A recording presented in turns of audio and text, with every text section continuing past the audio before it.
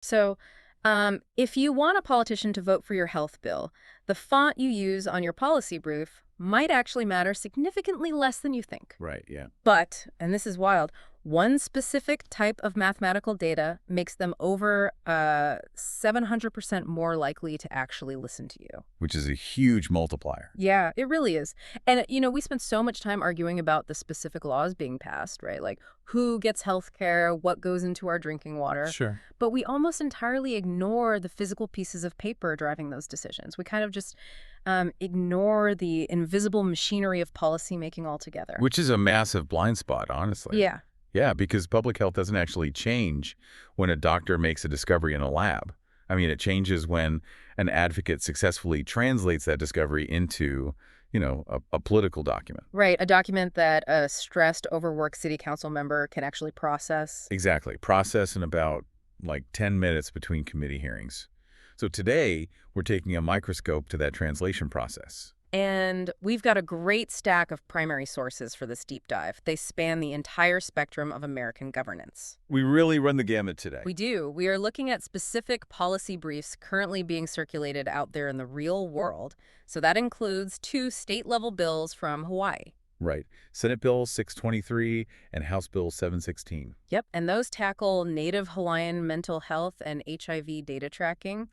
We are also looking at a highly polarized federal brief comparing the ACA against proposed congressional reforms. And then we bring it all the way down to the micro level. Exactly. To see how this plays out on a hyper-local level, we have the actual data being handed to the city council in Rolla, Missouri, where they are actively debating stripping fluoride from the municipal water supply. which is a massive local battle. But to understand how politicians actually react to all those briefs, we are bringing in a massive 2024 randomized trial. Right, by Dodson and her research team at Washington University in St. Louis. Yeah, they essentially treated local policymakers like clinical trial subjects, which is so interesting. It's brilliant, really.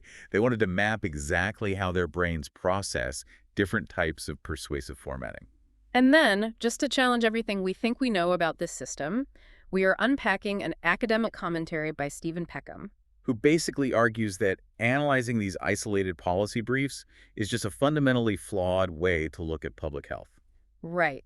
So by the time we finish this deep dive with you today, you're going to understand the psychological, statistical, and systemic mechanics of how a single piece of paper physically alters a community's laws. It's going to be a fascinating journey. So let's start with the raw materials. Let's look at the anatomical structure of a policy brief. By looking at how advocates attempt to translate incredibly complex cultural and technical crises into legislative action. Exactly. And our first document is Hawaii Senate Bill 623.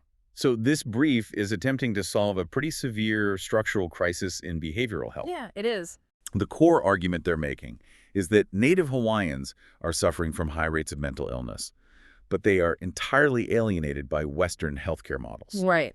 So they're brief advocates for deploying culturally appropriate, they call them change agents. Change agents. Right?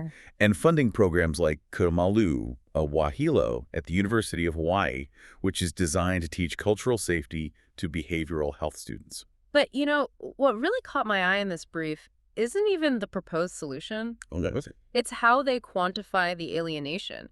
Because measuring something like cultural stigma usually sounds super subjective, right? Absolutely. But they use the Mental Health Literacy Scale, or MHLS.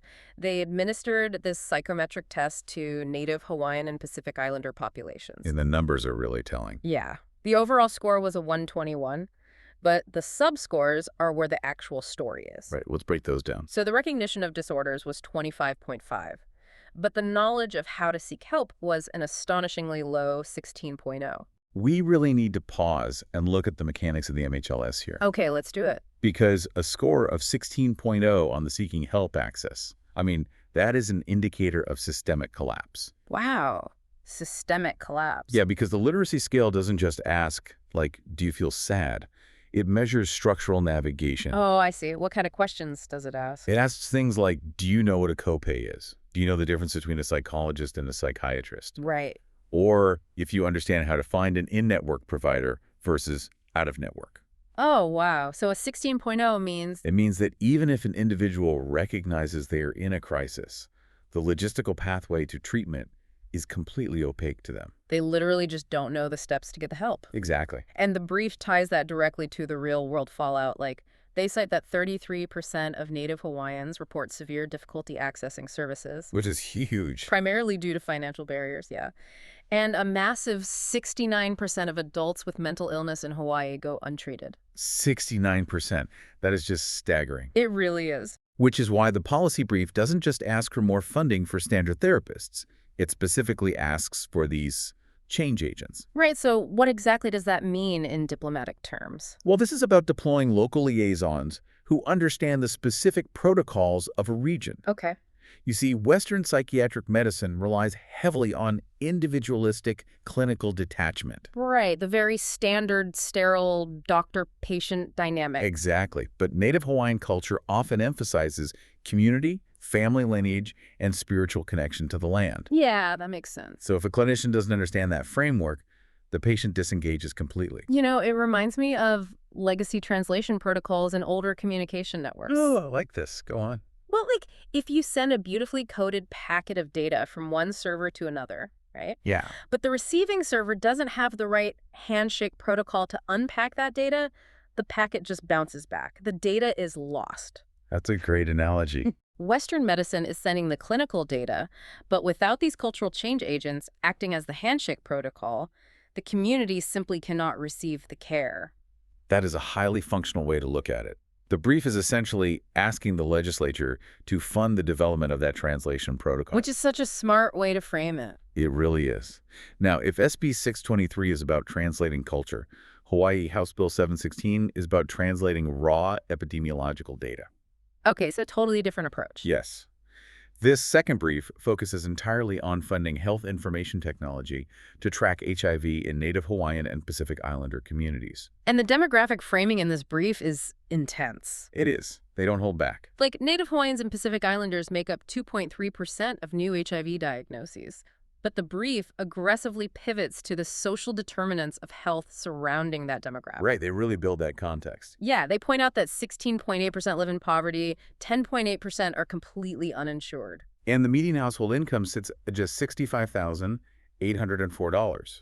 Right, in a state with an incredibly high cost of living. Exactly. So the advocates are laying down that demographic foundation to explain why tracking this specific population is so incredibly difficult. Okay. HB 716 wants state grants to build interoperable electronic health records. They want a system where a free clinic in Honolulu can instantly share patient data with a specialist on Maui. Now, looking at this brief, my immediate reaction is that this reads like an IT procurement request. I can see why you'd say that. Like, why is a software upgrade being treated with the same legislative urgency as funding a new hospital ward? They are literally asking the state legislature to fund API integrations and software licenses. Because, in public health, a software gap is a mortality gap. Oh, wow. A mortality gap. Yes. The brief brings in stark federal numbers to justify this urgency. They point out that 38% of new HIV transmissions originate from people who do not know their status. Okay. And 43% originate from people who know their status but have fallen out of clinical care. Okay, so that 43%, that is a target audience for this tech. Precisely. Think about the logistical reality of a patient living in poverty without insurance. Right. They don't have a primary care physician managing their holistic health. Right. They might get a rapid test at a community pop-up, right? Yeah, just passing through. Then they rely on an emergency room for a secondary infection months later. And then maybe, eventually, they find a subsidized specialist for antiretrovirals. So they're bouncing all over the system. Exactly. If those three distinct medical entities use legacy database systems that do not talk to each other, Oh, I see. the patient's viral load history is lost at every step. Right, so the continuity of care just shatters every time they walk through a different set of doors. And with an infectious disease like HIV, failing to track a patient who drops out of care doesn't just harm the individual, it actively endangers the broader community. Of course. The brief is trying to educate the legislature that digital infrastructure, the actual code linking these clinics, is just as vital to halting transmission as the physical medications. That is fascinating. So we've seen how advocates explain cultural and technical gaps at the state level. Right. But when you scale this up to the federal level, the numbers become so massive and abstract that advocates have to rely on entirely different psychological mechanisms to get politicians to pay attention. They really do. It's a whole different game. Let's look at the federal brief contrasting the Affordable Care Act with proposed congressional reforms. Which the brief labels the one big beautiful bill. Right. And to be completely clear for you listening, we are strictly analyzing the rhetorical architecture of this document here. We are not endorsing either legislative framework. Absolutely. We're just looking at how the argument is built. So the mechanics of the argument here are entirely structural, right? Yes. The brief outlines that the ACA relies on Medicaid expansion and marketplace subsidies, utilizing a federal matching percentage. Where the federal government covers a set portion of state Medicaid costs. Exactly. And the brief argues that the proposed reforms, the big beautiful bill, would fundamentally alter that financing structure, moving toward per capita caps or block grants. And the brief argues that shifting to per capita caps would inherently reduce federal funding over time, Right. forcing states to either raise their own taxes or tighten eligibility requirements, which would theoretically increase the uninsured rate among low-income demographics. But the policy mechanics aren't actually what make this brief persuasive. Really? What is it then? It's the visual and psychological application of behavioral economics. Oh, I love behavioral economics. Yeah, the brief relies heavily on loss aversion. Right, which is the psychological principle that human beings experience the pain of losing something roughly twice as powerfully as the pleasure of gaining something of equal value. Exactly. And you can see it right in the layout of the document. Yeah, they have this fast facts box that's explicitly designed to arrest the reader's eye. It uses stark, contrasting fonts to highlight a very specific mathematical projection. Right. It says cutting $100 billion in the Medicaid budget equates to the coverage cost of 3.7 million children. It's a masterclass in anchoring. I mean, $100 billion is a number so large, it practically ceases to mean anything to the human brain. It's just a budgetary abstraction. Exactly. But 3.7 million children is visceral. By framing the structural shift to block grants entirely through the lens of a massive, quantifiable subtraction of resources from a vulnerable demographic. They force the politician into a defensive psychological posture. Precisely. It's entirely fear-based framing. I mean, they aren't arguing for the merits of the ACA's matching system. They are purely weaponizing the fear of an abstract budgetary cut. By turning it into a very real visualization of millions of kids losing their doctor. Right. Which is how you have to argue when dealing with macroeconomic federal policy. But the psychology changes entirely when the stakes are literally in your own backyard. That is a perfect transition. Let's move from federal abstraction down to the most granular, hyper-local level of governance imaginable. Let's do it. Let's look at how one specific policy breeze is currently driving a massive civic battle in Rolla, Missouri. We're talking about a town of roughly 20,000 people in Phelps County. Yeah, and they are currently at war over the chemical composition of their municipal tap water. The historical context here is really critical to understand the stakes. Walk us through it. Well, Rolla has been fluoridating its water since 1968. That was following a public referendum where 59% of voters approved the measure. Okay, so it's been in place for decades. Exactly. But public health policies are rarely settled permanently. A single city council member recently raised concerns about the long-term toxicological impacts of municipal fluoride. And it just triggered a cascading legislative review. Yep. And the clock is actually ticking right now, right?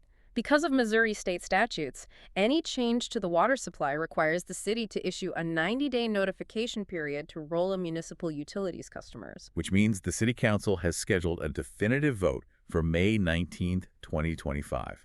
Both sides are absolutely flooding the council with scientific briefs, but we have the specific document drafted by local health advocates trying to preserve the fluoridation. So the brief submitted by the Ozark Dental Society is an attempt to overwhelm the council's health concerns with extremely precise local toxicology data. They establish the baseline metrics right away.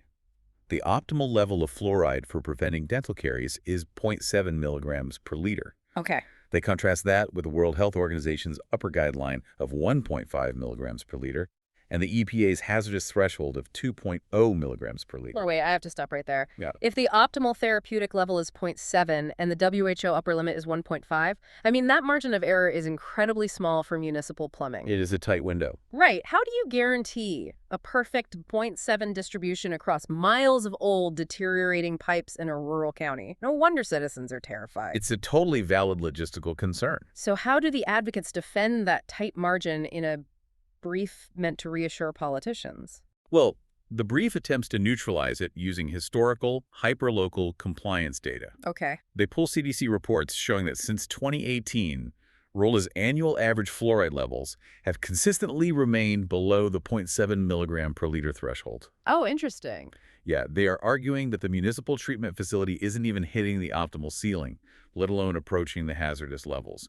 They are using historical precedent to prove mechanical safety. Okay, so once they establish that the water isn't toxic, the brief makes a hard pivot into pure economics. They really lean into the ROI. Yeah, they state that every $1 invested in water fluoridation yields a $20 return on investment. And that creates a 25% decrease in cavities compared to standard oral hygiene alone. And that ROI is deeply necessary when you look at the social determinants data they present next. Right. This is where the brief stops being about water chemistry and starts being about systemic poverty. Because the advocates point out that in Phelps County, an astonishing 73% of residents have absolutely no dental coverage. 73%.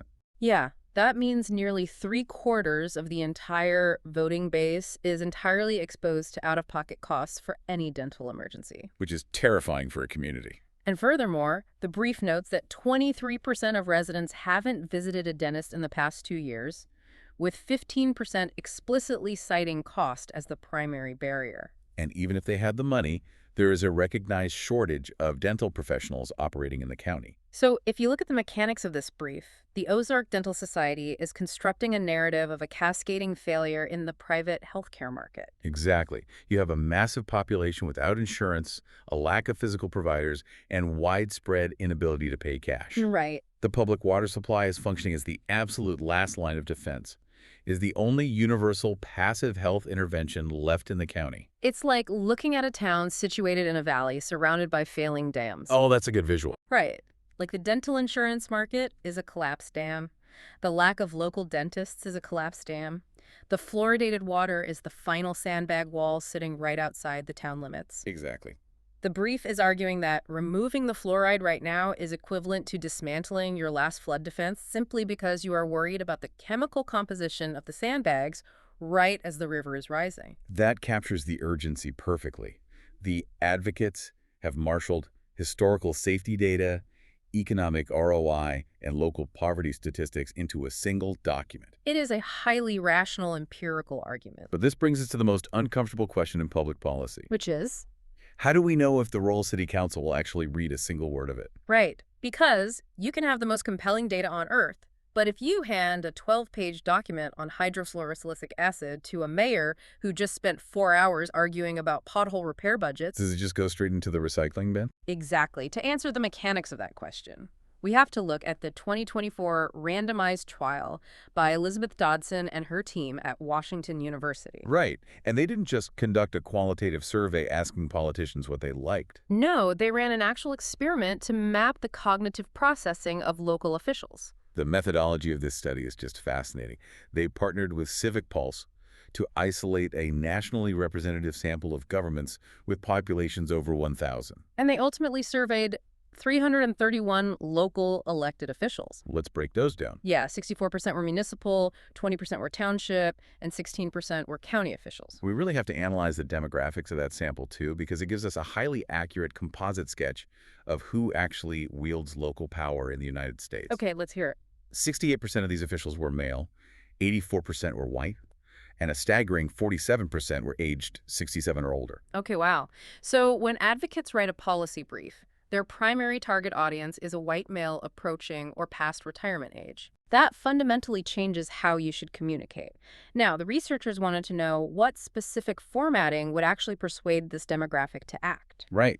They created a mock policy brief about zoning and development regulations designed to address community obesity. But they created 4 distinct versions of the brief and randomly assigned them to the politicians. And the 4 interventions were meticulously designed. What were they? The first was usual care, which was a baseline brief using traditional health content refined for plain language. Okay. The second was risk framing, which utilized social math and explicit frequencies to highlight the trade-offs of inaction. So, similar to the loss aversion we saw in the federal Medicaid brief. Exactly. Then the third version was narrative, which abandoned the hard math and instead used stories featuring specific protagonists in contrasting settings to demonstrate the impact of the policy on daily life. Right, the human interest angle. And finally, the fourth was a mixed version that attempted to blend risk framing with narrative storytelling. The researchers were essentially hunting for the cognitive master key here. Does the 70-year-old mayor want a spreadsheet, or does he want a heartfelt story? And the results were completely anticlimactic. Wait, really? Yeah, there's no master key. The format didn't decisively matter at all. It didn't matter. No. It is a brilliant non-finding. Across all 4 versions, the briefs performed nearly identically. Oh, wow. 87% of the officials found all the versions easy to understand. 77% found them believable. Okay. And most importantly, regardless of whether they read the narrative or the risk-framed brief, about 42% said they were likely to actually use the information in their legislative work. So the story didn't beat the statistics, and the statistics didn't beat the story. Exactly. So what actually drives the needle then? Well, the researchers asked these politicians what factors determine which issues they champion. And the metrics they uncovered are the literal blueprint for political persuasion. Okay, give us the numbers. The numbers are definitive. 92.1% of the policymakers stated that data on local impact was important or very important. Local impact, okay. Another 92.1% prioritized constituent needs or opinions, and 88.9% required cost-effectiveness data. Okay, let's compare that to their ideological motivations.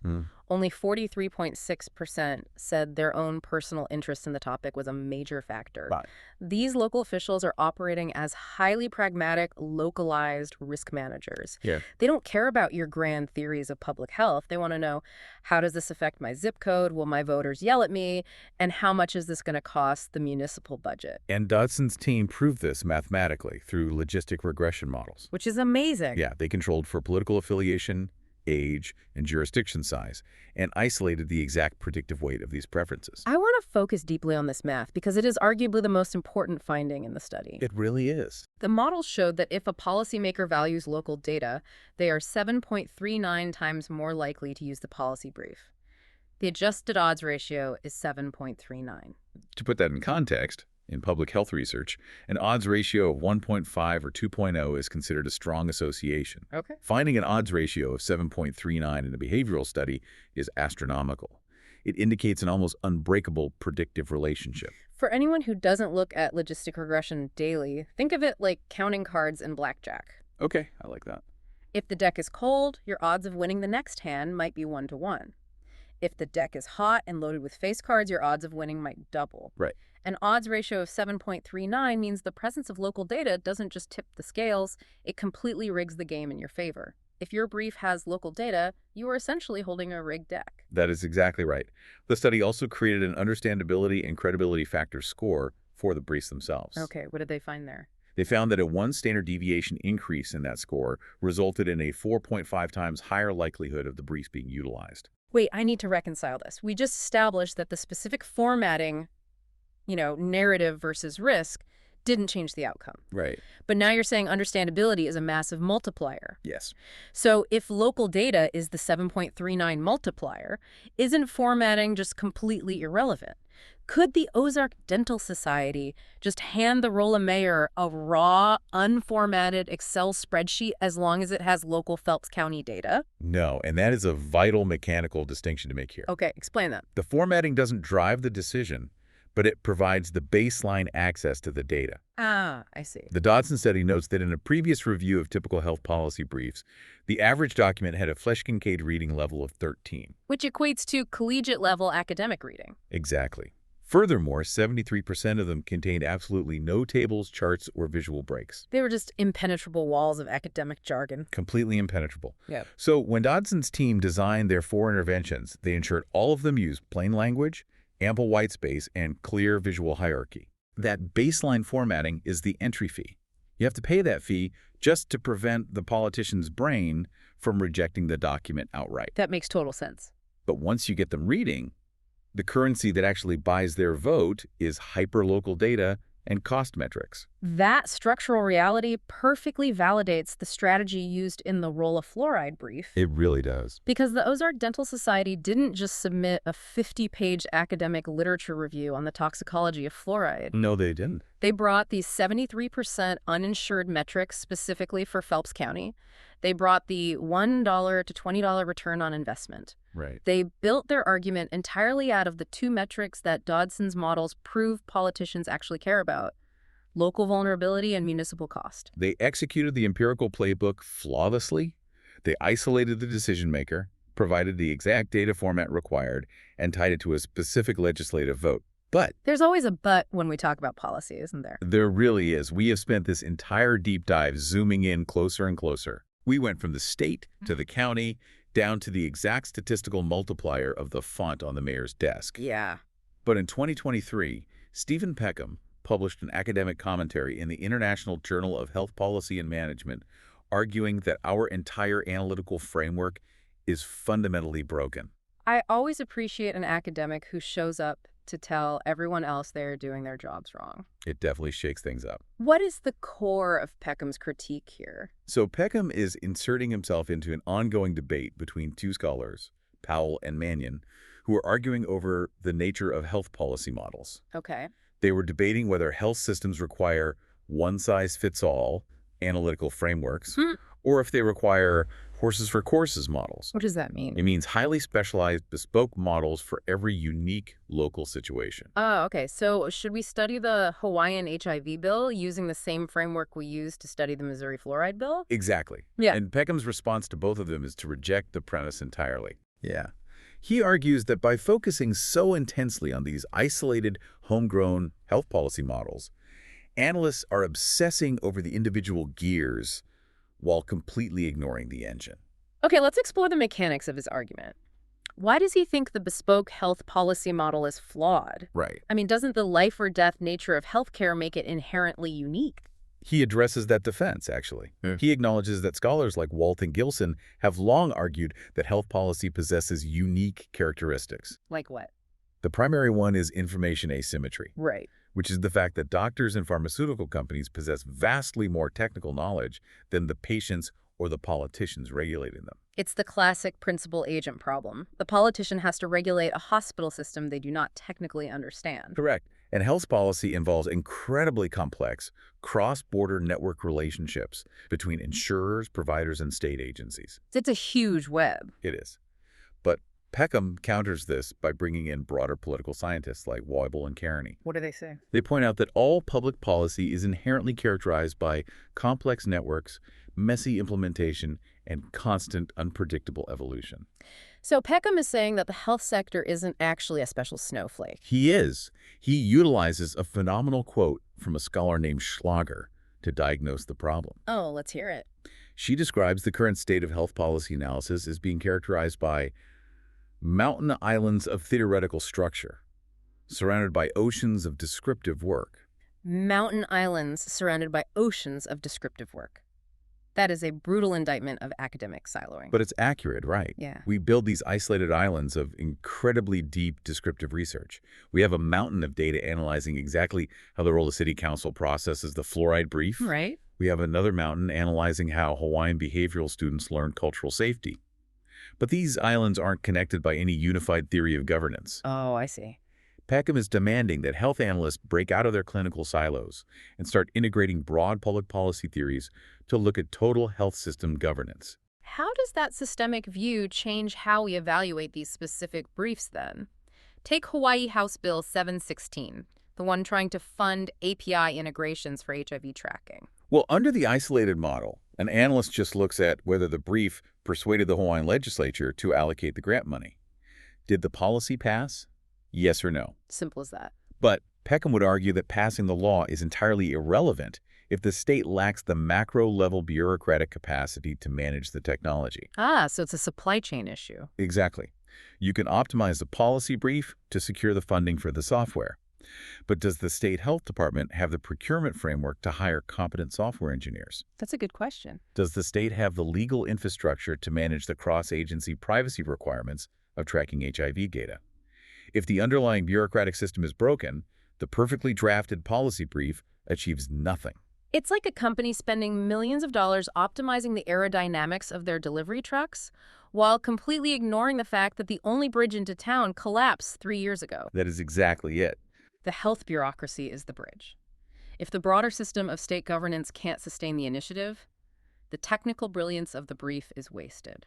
Which is why Peckham is urging the field to study the macro systems. Treating health policy as an isolated, magical discipline prevents advocates from learning the hard lessons of how large, messy bureaucratic systems actually function over decades. Right.